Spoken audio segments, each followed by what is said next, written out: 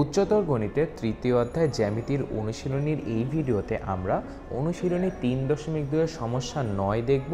এই সমস্যা 9 পর্ব 2-এ আমরা পর্ব প্রথম এই প্রমাণের এই সমস্যার প্রমাণের প্রথম দুই অংশ, এই যে আমরা যদি সমস্যাটা আবার দেখি, আমরা সমস্যার প্রথম দুটি অংশ প্রথম পর্বে সমাধান করেছিলাম।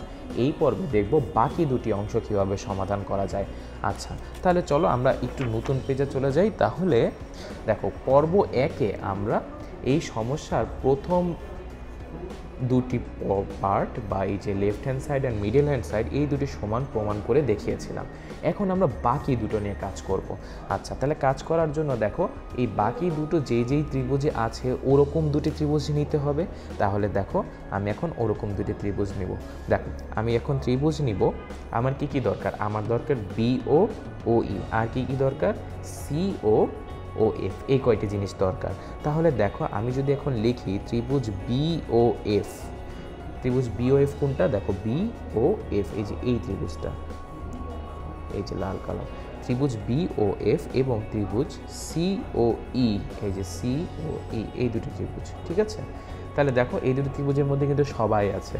এই দেখো, BO আছে, OE আছে, এই দেখো CO আছে, OF আছে, শেষ। এই দুটি ত্রিভুজে দেখো আবারও সেই একই আমার শর্ত বা একইভাবে আমরা প্রমাণ করব। এই যে দেখো, এই কোণ আর এই কোণ পরস্পর কি সমান? কেন? কারণ তারা বিপ্রতীপ কোণ। কোণ BOF ইকুয়ালস টু কোণ COE। কেন? কারণ তারা পরস্পর বিপ্রতীপ কোণ, শেষ। আবার দেখো তো, আমি যদি দিই, এটা যেহেতু লম্ব তাই এটা 90 ডিগ্রি, আবার এই কোণটাও 90 ডিগ্রি, অর্থাৎ কোণ BFO ইকুয়ালস টু, আমি যদি লিখি কোণ CEO ইকুয়ালস টু 90 ডিগ্রি, অর্থাৎ এটা পরস্পর সমান। তাহলে দেখো, এই দুটি ত্রিভুজের দুইটি কোণ পরস্পর সমান, তাহলে তৃতীয় কোণও সমান হবে, অর্থাৎ এই ত্রিভুজদ্বয় পরস্পর সদৃশ কোণই হবে। তাহলে আমরা জানি সদৃশ কোণী ত্রিভুজের অনুরূপ বাহুগুলো অনুপাত সমান। তাহলে দেখো, আমরা আস্তে আস্তে অনুরূপ বাহুগুলো লিখে ফেলি। তাহলে দেখো, কোণ BOF এর বিপরীত বাহু, দেখো কোণ BOF, এই যে এই BOF, এটার বিপরীত বাহু হচ্ছে তোমার BOF, এই যে দেখো, আমরা এখন লিখব তোমার হচ্ছে,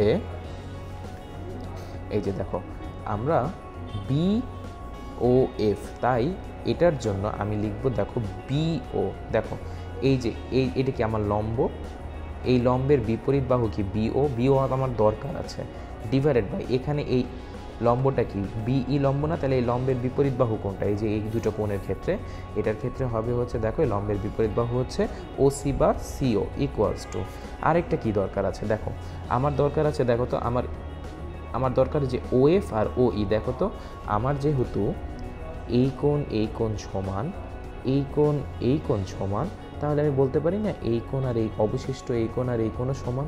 তাহলে এই কোণের বিপরীত বাহু হচ্ছে তোমার OF, তাহলে OF ডিভাইডেড বাই আবার এই কোণের বিপরীত বাহু হচ্ছে তোমার OE, তাহলে এটা সমান। তাহলে দেখো, আমি যদি এখন আর গুণন করি, তাহলে লিখতে পারি না BO into OE equals to CO into OF, শেষ। দেখো, আমার প্রমাণের মধ্য অংশ আর শেষের অংশ এখন আমি পেয়ে গেছি।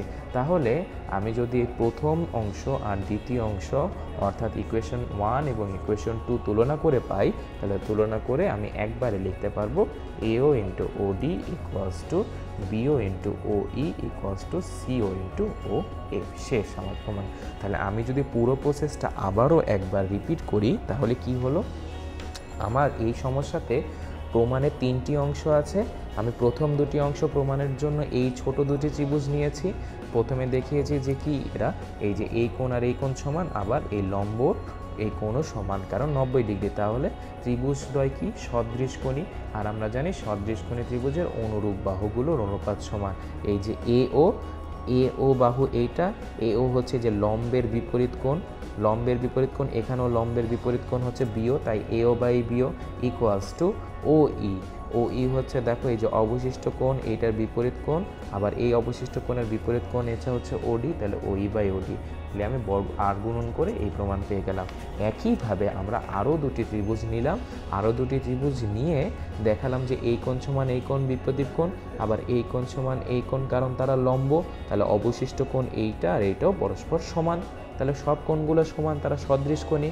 তাহলে এখন বলো কি হবে? সদৃশ কোণের ত্রিভুজের যে অনুরূপ বাহুগুলোর অনুপাত সমান এই যে লম্বের বিপরীত বাহু বিও, আবার এই লম্বের বিপরীত বাহু সিও, তাহলে BO by CO equals to এই কোণের বিপরীত বাহু ও এফ ডিভাইডেড বাই এই সমান কোণের বিপরীত বাহু ও ই। শেষ। আমার এই যে অনুরূপ বাহুর অনুপাতগুলো সমান, এইটি আর গুণন করে আমি অবশিষ্ট অংশ প্রমাণ করলাম, দিয়ে দুটো সমীকরণ তুলনা করে আমার সর্বশেষে প্রমাণ সম্পন্ন করলাম। এটি ছিল অনুশীলনী 3.2 এর সমস্যা নাম্বার 9।